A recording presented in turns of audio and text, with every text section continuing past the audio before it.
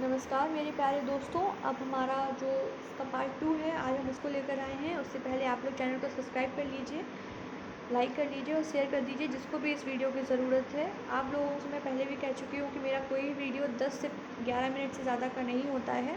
मैं बिना time waste करते हुए स्टार्ट कर रही हूँ। आप लोग सब्सक्राइब कर लीजिए चैनल को, जिससे कि आगे आने वाले वीडियोज़ भी आपको मिल सकें। और मैं सिर्फ कह नहीं रही हूँ, आप लोग एक बार सुनते हैं उसको कान से निकाल देते हैं दूसरी तरह से। प्लीज़ उसको सब्सक्राइब कर लीजिएगा। चलिए स्टार्ट करते हैं। Which of the following statement correctly explain the impact of the Industrial Revolution on India during the first half of the 19th century? इसमें से कौन सा स्टेटमेंट जो है वो एकदम एक्सप्लेन किया गया है, जो इम्पैक्ट था इंडस्ट्रियल रेवोल्यूशन का इंडिया पे फर्स्ट हाफ सेंचुरी में, वो सही है। पहला तो यही है कि Indian handicraft are are remove. भैया जो इंडियन हैंडीक्राफ्ट थे उनको हम लोगों ने क्या किया था, इंडस्ट्रियल रेवोल्यूशन जो आया तो जब इंडस्ट्रीज़ बढ़ गई तो हैंडीक्राफ्ट से हाथ का काम कौन करेगा भाई, उसमें लागत भी ज़्यादा लग रही है, टाइम भी ज़्यादा लग रहा है, उतना हमको प्रोडक्ट भी उतना ज़्यादा नहीं मिल रहा है, तो एकदम उनकी हालत बहुत बेकार हो गई थी। तो पहली रीज़न इसका यही है। नेक्स्ट हम लोग बात करते हैं economically one of the result of the British rule in India in the 19th century was. क्या था आपका इकोनॉमिकली रिजल्ट, क्या था ब्रिटिश रूल का 19th सेंचुरी में? वो था commercialisation of Indian agriculture. Indian agriculture का कॉमर्शलाइजेशन हो रहा था। कैसे कॉमर्शलाइजेशन हो रहा था भाई? हम लोग तो बोल सकते हैं ना कृषि प्रधान देश है हम लोग, है ना। अपना गेहूँ उगा रहे हैं, चावल उगा रहे हैं, दूसरे लोगों को भी दे रहे हैं, दूसरे देशों में भी एक्सपोर्ट हो रहा है। लेकिन क्या हुआ, इन लोगों ने क्या किया, इन्होंने कहा भाई आप लोग गेहूँ चावल उगाओ या ना उगाओ, आप लोग भूखे मर जाओ, कुछ भी हो जाए कोई दिक्कत नहीं है, लेकिन आप लोग क्या उगाइए, ऐसी क्रॉप्स उगाइए जैसे कि बोल सकते हैं हम लोग शुगर केन आप उगाइए, आप इंडिगो उगाइए, है ना, कॉटन उगाइए, टी कॉफ़ी ऐसी क्रॉप्स उगाइए कि भले आपकी लैंड को कुछ भी हो, आपके पास में खाने को कुछ हो या ना हो, लेकिन उससे पैसा आना चाहिए। यानी कॉमर्शलाइजेशन इन लोगों ने कर दिया था इंडियन एग्रीकल्चर का। तो ये रिजल्ट रहा था ब्रिटिश रूल का 19th सेंचुरी में इंडिया के एग्रीकल्चर पे। नेक्स्ट हमारा क्वेश्चन है, who wrote the book describing the theory of economic drain of India during the British rule? तो ये किसने बुक लिखी हुई है? ये लिखी है दादा भाई नौरोजी ने लिखी है। बुक किसने लिखा है? दादा भाई नौरोजी ने बुक लिखी है। क्या नाम है कि बुक का? Economic drain of India. अब ऐसे याद रखो, ड्रेन और डी से दादा भाई, तो याद रखें डी से दादा भाई, डी से ड्रेन हो जाएगा, याद रखना है बुक को। नेक्स्ट हम लोग बात करते हैं, who considered that the British economic policy is disgusting in India. ठीक है, ये किसने बोला था? कार्ल मार्क्स ने बोला था। किसने बोला था? कार्ल मार्क्स ने बोला था कि जो ब्रिटिश की इकोनॉमिक पॉलिसी थी एकदम डिस्कस्टिंग था इंडिया के लिए, तो वो था कार्ल मार्क्स। कार्ल मार्क्स ने बोला था। ऐसे याद रखो कि ब्रिटिश की इकोनॉमिक पॉलिसी को इन्होंने मार्क्स दिए थे, तो याद रखना है कार्ल मार्क्स। ठीक। Next we talking about who is regarded as a pioneer of a irrigation works in the South India. जो इरीगेशन का वर्क था उसकी एक तरह से बोल सकते हैं पायनियर किसने किया उस चीज़ को, उसका प्रतिनिधित्व एक तरफ से किसने किया? तो वो किया था सर आर्थर कॉटन ने किया था। ठीक है, ऐसे याद रखना है।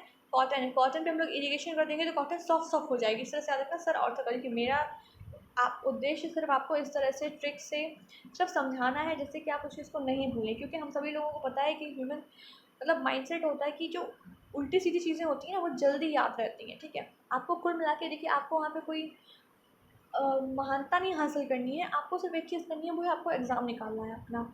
उसके लिए हमें जिस तरह से याद हो रहा है साम दाम दंड भेद, आप उस तरह से उसे याद करिए और सिर्फ एग्ज़ाम फोड़ के आना है आपको।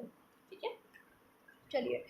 Who is regarded as a pioneer of irrigation works in South India? तो सर आर्थर कॉटन था उनका नाम। Next we talking about with the reference to the history of India consider the following pairs. पहला तो है औरंग, यानी कि औरंग क्या होता था? तो ये इसमें आपका इसमें लिखा है कि in-charge of a treasury of the state. ठीक। इसके अलावा लिखा है बनियन, यानी कि Indian agent of East India company. लिखा है मीरा सिदार, यानी कि designated revenue payer of a state. इसमें से सही कौन सा है ये हमें लोगों को बताना है। तो इसमें जो सही है हमारा सेकंड और थर्ड के लिए सही है। जो बनियन होता था वो इंडियन एजेंट होता था ईस्ट इंडिया कंपनी का, और मीरा सिदार कौन होते थे? डेजिग्नेटेड रेवेन्यू पेयर होता था स्टेट का। ठीक। इसके अलावा जो हमने बोला था औरंग, जो बोला था वो क्या होता था? पर्शियन टर्म है, पहली चीज़ तो यही रखी है, पर्शियन टर्म है। और बेयर हाउस, जो हम लोग बेयर हाउस होता था, जैसे हम लोग फैक्ट्री भी बोलते हैं उसको, सामान रखने रखे जाते हैं जहाँ पे, तो उसको पर्शियन टर्म में औरंग बोलते हैं। ठीक है, ये चीज़ रखना। A place where a goods are collected before being sold, यानी कि बेचे जाने से पहले हम लोगों को जो सामान हम लोग जहाँ पर रखते हैं उसको हम लोग बेयर हाउस बोलते हैं, और पर्शियन में उसको औरंग बोलते हैं, याद रखना। नेक्स्ट हम लोग बात करते हैं आपका जो क्वेश्चन है हमारे पास में, वो है आपका with the reference to the deindustrialization which of the following statement is the correct. ठीक है, डी इंडस्ट्रियलाइजेशन के संदर्भ में कौन सा इसमें से जो कथन है वो सही है? ऑप्शन सुनिएगा। This process started in 1813। ठीक, बिल्कुल सही बात है ये तो। Next question, next option, statement देखते हैं। Abolition of a monopoly trade rights in east India company aggravated the process. तो हमारे यहाँ पे दोनों ही जो ऑप्शन है वो सही है, यानी कि both A and B are correct options. Next हम लोग बात करेंगे ये भी स्टेटमेंट्स हैं, इसमें आपको बताना है कौन सा स्टेटमेंट सही है, ठीक है। पहली चीज़ जो है, the most effective contribution made by Dadabhai Naoroji to cause the Indian national movement was that, यानी कि जो मेन मतलब मेन रीज़न था जिससे कि जो हमारा इंडियन नेशनल मूवमेंट था बहुत ही ज़्यादा इफेक्टिव हुआ है, उसमें दादा भाई नौरोजी का जो रोल था वो क्या था। पहला तो उनका यही था, expose the economic exploitation of India by the British. उन्होंने एक्सपोज कर दिया किसको, ब्रिटिशर्स को। क्या कर दिया उन्होंने कि भाई वो किस तरह से हम लोगों को इकोनॉमिक यानी आर्थिक रूप से एक्सप्लॉइट कर रहे हैं, ठीक है। एक्सप्लॉइट कर रहे हैं यानी हमारा आर्थिक रूप से शोषण कर रहे हैं। इस चीज़ को एक्सपोज किसने किया, दादा भाई नौरोजी ने किया था।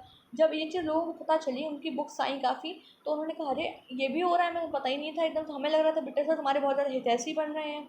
तो एक तो ये रीज़न था, एकदम सही बात है। सेकेंड इसमें ऑप्शन लिखा हुआ है, interpreted the ancient Indian text to restore the self confidence of Indian. नहीं, ये चीज़ गलत है।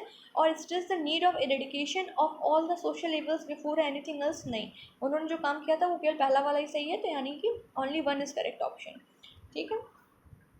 नेक्स्ट हम लोग बात करते हैं, हमारा जो क्वेश्चन है वो है आपका किस चीज़ से related, Punjab land alienation act. मैंने बताया था आपको 1900 में पास हुआ था। इसके अलावा मैंने आप लोगों को एक बुक का नाम दिया था। मैंने ये भी पूछा था आपसे कि बुक जो है वो किसने लिखी है, मुझे आप लोग इस बारे में बताइएगा कि कोई देख के आया है बुक, बताइए।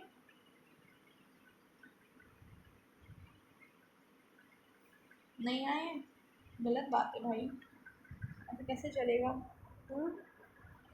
बुक का नाम बताएं, इकॉनमिक ड्रीम बताया था ना मैंने, दादा भाई नौरोजी जी ने लिखी है बुक, ठीक है। आप पहले भी बताइए थे, दादा भाई नौरोजी जी ने लिखी है। और हमने एक बुक बताया था, कौन सी किसने लिखी है, poverty and un-British rule in India, ये किसने लिखी हुई है, ये भी दादा भाई नौरोजी ने लिखी है। तो आपको याद रखना, एक तो वो ड्रेन वाला मैंने बताया था दादा भाई, याद रखना डी से ड्रेन, डी से दादा भाई। और एक याद रखिएगा पॉवर्टी एंड अनब्रिटिश रूल, यानी कि पॉवर्टी आ गई है भाई, अनब्रिटिश रूल, ये सारी चीज़ें हैं हो जाएंगी। तो ये भी दादा भाई नौरोजी ने लिखी हुई है। नेक्स्ट सिस्टम है, इसके अलावा एक क्वेश्चन आता है, बहुत ज़्यादा पूछा जाता है एक बार, कि ड्रेन थ्योरी जो थी वो किसने प्रोपाउंड की थी। ड्रेन थ्योरी भी किसने प्रोपाउंड की थी, जिसने ड्रेन थ्योरी वाली बुक लिखी है, यानी कि दादा भाई नौरोजी। उसका भी आंसर दादा भाई नौरोजी याद रखना है। इसके अलावा हम लोगों को याद रखना है कि दादा भाई नौरोजी की जो बुक थी poverty and un-British rule in India, ये किस साल पब्लिश हुई थी, इसका पब्लिकेशन ईयर और याद रखिएगा, कई बार पूछा जा चुका है। तो इसको अभी 2021 के ही प्री में पूछा गया था, आप लोग चेक कर सकते हैं पेपर उठा के। तो ये ईयर इसका पूछा गया था, कब पब्लिश हुई थी, 1901 में पब्लिश हुई थी, याद रखना है इसको, 1901 में। ऐसे याद रखिएगा 1900 में वो पंजाब वाला एक्ट आया था जो मैंने बताया था, 1901 में इन्होंने ये बुक पब्लिश कर दी थी। कौन सी बुक थी ये वाली, poverty and un-British rule in India. इसके अलावा हम लोग बात करते हैं, who among the following leaders did not believe in the drain theory of दादा भाई नौरोजी। इनमें से अब देखिए, कोई भी अच्छी चीज़ होती है खुद अगेंस्ट भी कोई जाता है, तो दादा भाई नौरोजी की ड्रेन थ्योरी थी उससे एग्री कौन नहीं करता था, वो एग्री सर सैयद अहमद खान थे, वो एग्री नहीं करते थे। अब सर सैयद अहमद खान का नाम आ रहा है तो कुछ दिमाग में आ रहा है आपको, आना चाहिए, नहीं आ रहा है तो ठीक है, समस्या की बात है अगर नहीं आ रहा है दिमाग में। AMU, ठीक है, AMU के फाउंडर थे सर सैयद अहमद खान। चलिए, इसके अलावा मैंने बोला यहाँ पे कि दो और क्वेश्चन देखते हैं हम लोग। Who of the following were economic critic of colonialism in India. इनमें से कौन सा था जो मतलब कि इकोनॉमिक क्रिटिक था कॉलोनिज्म, यानी कि जो बोलते थे कि भाई कॉलोनिज्म सिस्टम नहीं होना चाहिए, कॉलोनीज नहीं बनानी चाहिए ब्रिटिशर्स को यहाँ पे। तो कौन था, ऑप्शन सुनिए जरा एक तो, जी सुब्रमण्य अय्यर, RC दत्त और दादा भाई नौरोजी। भाई इसमें तो मैं तीनों ही लग रहे हैं, तो तीनों ही ऑप्शन का सही है, ठीक है। इसके अलावा मैंने आप लोगों को बाकी सारी चीज़ें बता ही दी हैं। एक चीज़ और मैं थोड़ा सा बताना चाहूँगी कि first Indian elected for a British House of Commons was Dadabhai Naoroji, who contest on the ticket of, ठीक है। जो पहले इंडियन थे ब्रिटिश हाउस ऑफ कॉमन्स के वो थे दादा भाई नौरोजी थे, ठीक है। Who contested on the ticket of, ठीक है, किस मतलब किसके टिकट पर उन्होंने ये इलेक्शन लड़ा हुआ था, किस पार्टी की, ठीक है। तो वो हमारी पार्टी थी लिबरल पार्टी। कौन सी पार्टी थी, लिबरल पार्टी की थी। और क्योंकि ब्रिटिश हाउस ऑफ कॉमन्स में पहले बोलते हैं भारतीय कौन थे, दादा भाई नौरोजी थे, और लिबरल पार्टी के टिकट पे लड़े हुए थे। इनके साथ से याद रखो कि इनका आइडियोलॉजी, इनका माइंडसेट था वो भी लिबरल था, तो यानी लिबरल पार्टी के माइंडसेट से ही लड़े थे, ठीक है। एक लास्ट क्वेश्चन देखते हैं हम लोग। आप लोग बोल रहे होंगे कि बस मैम एक एक करके आगे बढ़ाती चली जा रही हैं, नहीं, आप लोगों के बेनिफिट के लिए मैंने 10 मिनट बोला था, 10 मिनट में ज़्यादा नहीं लूँगी टाइम, ठीक है। जो कुछ मैं टर्म्स बता रही हूँ कि कुछ क्वेश्चन इस तरह से देखे गए, 2020 में ही देखा गया है इस तरह के क्वेश्चन को। 2024 वाला जो पेपर हुआ था उसमें तो बहुत ज़्यादा क्वेश्चन थे इसमें से। वो क्या था कि कुछ वर्ड्स मैं बोलूँगी, जैसे मिरासी है, जजमानी है, ये कहाँ पे बोला जाता है इन वर्ड्स को। तो याद रखिएगा, जजमानी जो है नॉर्थ इंडिया में बोला जाता है। बोलते ही हम लोग कि अरे जजमान आए हैं हमारे नॉर्थ इंडिया में, अपना यूपी बिहार में बोला जाता है इसको, ठीक है, तो नॉर्थ इंडिया में।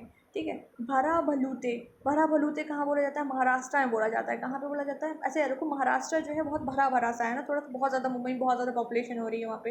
तो भरा भलूते हम लोग कहाँ याद रखेंगे? महाराष्ट्र में याद रखेंगे।